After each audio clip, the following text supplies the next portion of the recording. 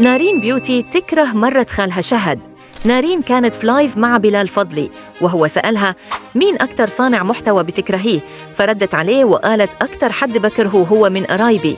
وهون الكل وقف عند هالجملة وبلش يحاول يفهم مين تقصد بالضبط، لأنه أسلوبها كان فيه تلميح أكتر من إنه جواب مباشر، خصوصي إنها ما ذكرت اسم واضح وخلت الموضوع مفتوح للتفسير.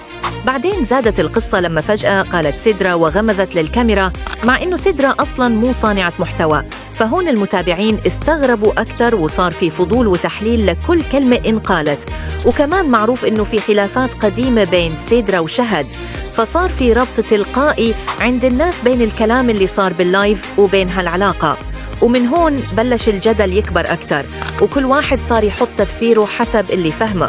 في ناس قالت أكيد المقصود شهد مرة خالها، وناس تانية قالت مجرد تلميحات وما في شيء مؤكد. وبالنهاية ضل الموضوع كله ضمن كلام لايف وتلميحات، بس طريقة الكلام خلت القصة تنتشر بسرعة وتصير ترند بين المتابعين.